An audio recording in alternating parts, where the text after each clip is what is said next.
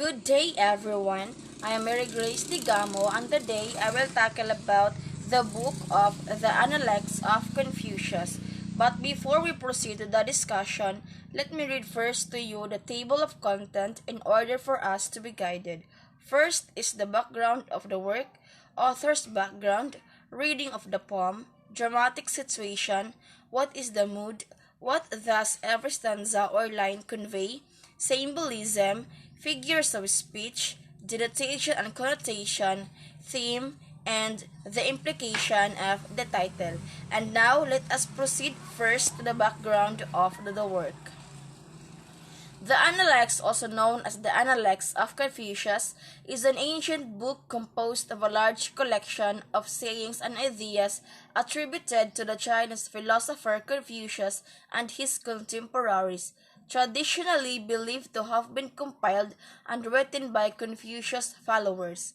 It is believed to have been written during the Warring States period 475 to 221 before Christ and achieved its final form during the Mid-Han Dynasty 206 to 220 after death. By the early Han Dynasty, the Analects proved to be one of the central texts of Confucianism by the end of that dynasty. Confucius thought that a ruler's sense of virtue was his primary prerequisite for leadership. His primary goal in educating his students was to produce ethically well-cultivated men who could carry themselves with gravity, who can speak fluently, and they can also demonstrate integrity in all things. Next is the author's background. The name Confucius is a Latinization of Confuzi. In Chinese, it means Master Kong, used by the first Western translators of Confucian works. However, modern translations render his name and title to simply called the Master. Confucius is usually credited as the author of the Analects because his ideas define its content and character. However, the pieces that comprised the collection were likely recorded by others. They were collected, compiled, and edited by others after his death to preserve the teachings that attracted Confucius' devoted followers and drew those in power to consult with him during his lifetime.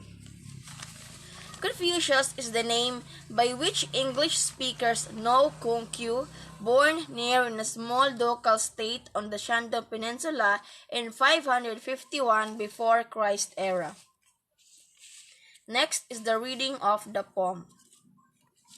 The Analects of Confucius is a collection of aphorisms and historical anecdotes embodying the basic values of the Confucian tradition through learning, morality, ritual decorum, and filial piety. The Analects offers valuable insights into successful governance and the ideal organization of society. Confucius' teachings focuses on cultural and peaceful pursuits and its characteristics of benevolent, and it is also culturally distinguished government. He also discussed ancestor worship and other rites performed for the spirits of the dead. He also emphasizes the importance of morality for the betterment of oneself and society in general. The Analects is the most revered sacred scripture in the Confucian tradition. It was probably by the succeeding generations of Confucius' disciples.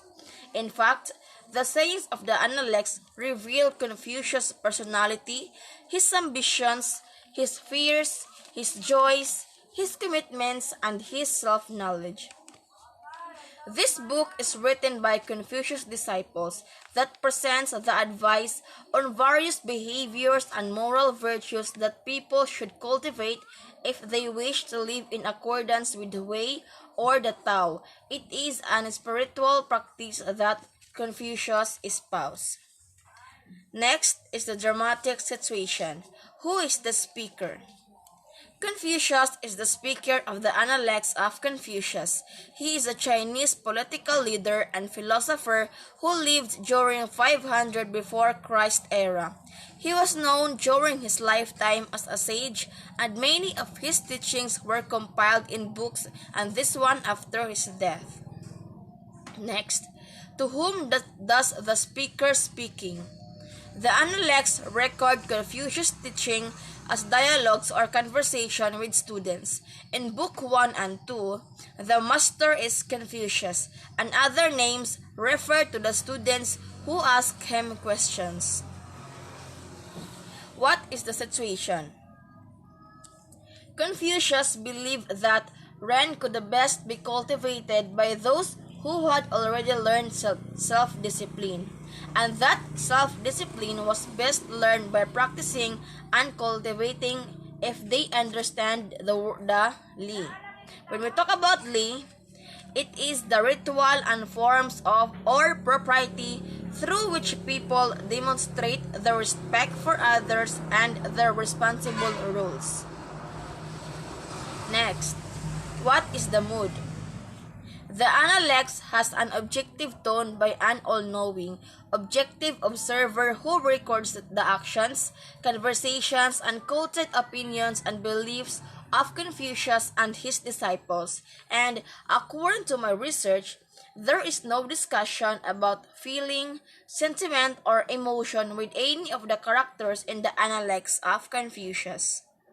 Next, what does every stanza or line convey?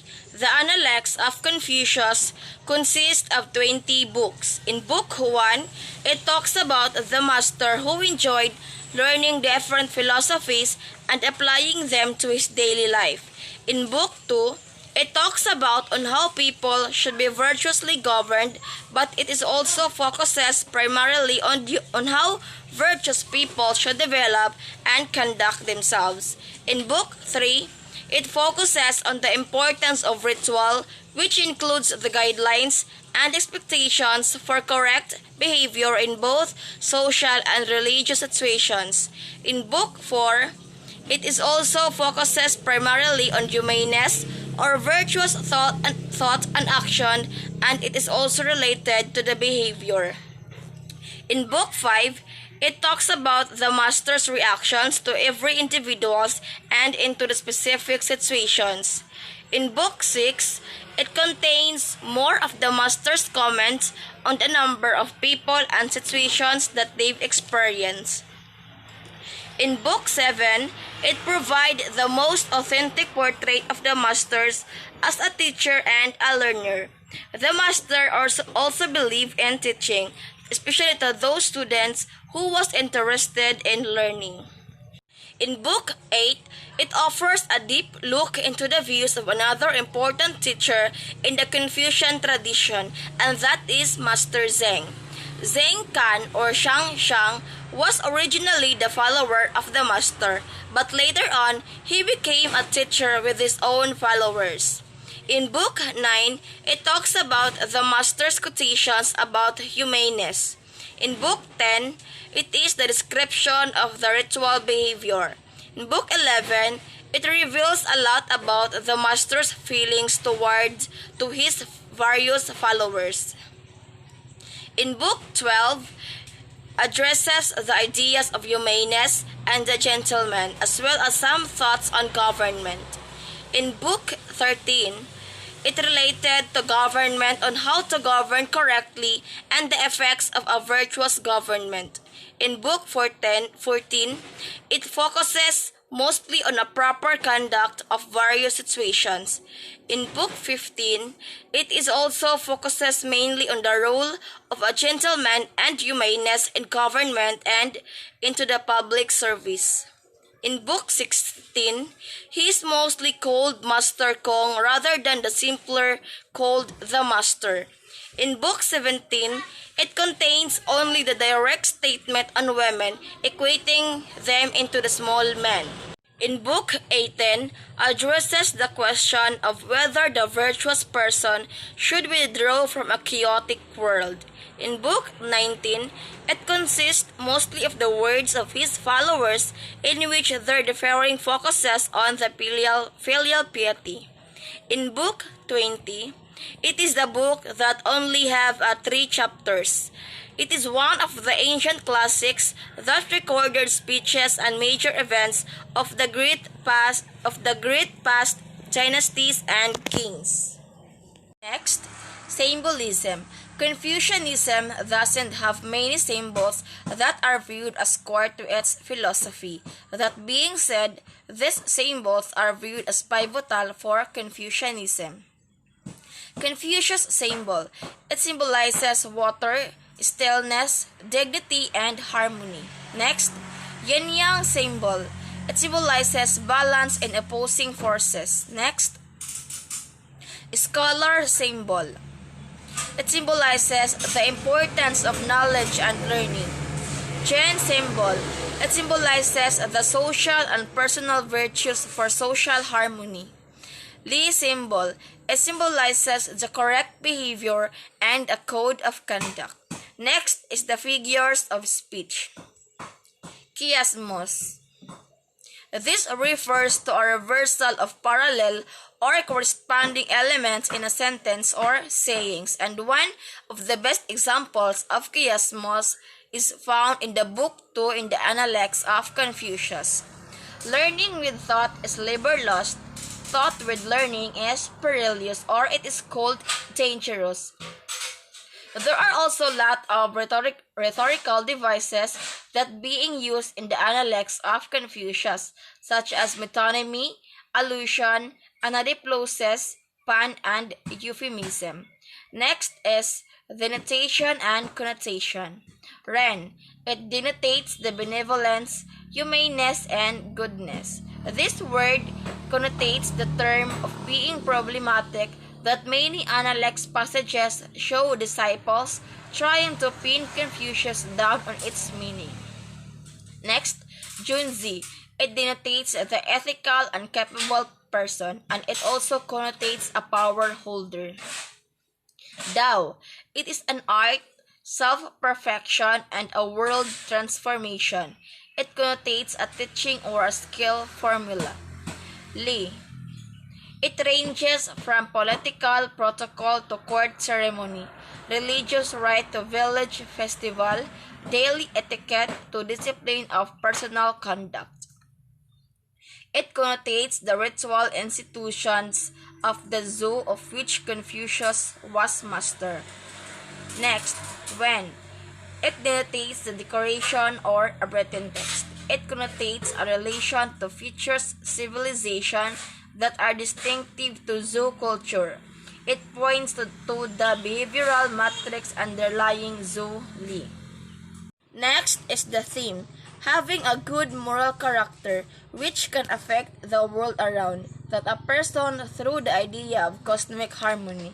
If the emperor has moral perfection, his rule would be peace and benevolent. Next, honesty and integrity as moral values that are critical for students, leaders, and lay people to develop. Confucius believed that honoring one's word, recognizing one's fault, and encouraging honesty are the tools that will create good students and have an effective leaders.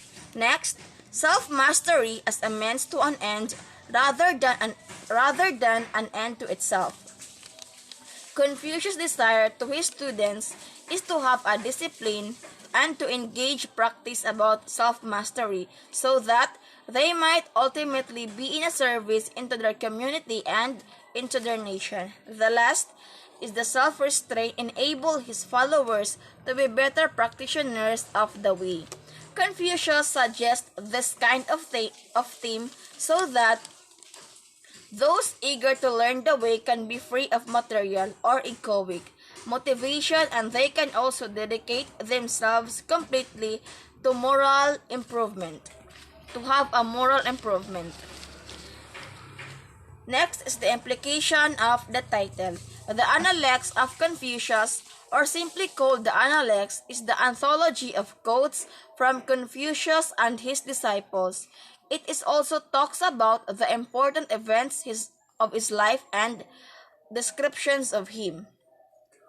It is also reveals Confucius' personality, his ambitions, his fears, his joy, his commitments, and his self-knowledge.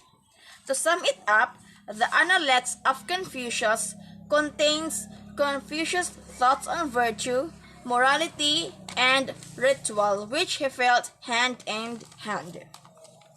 And that's the end of my report about the Analects of Confucius. Thank you for listening and God bless.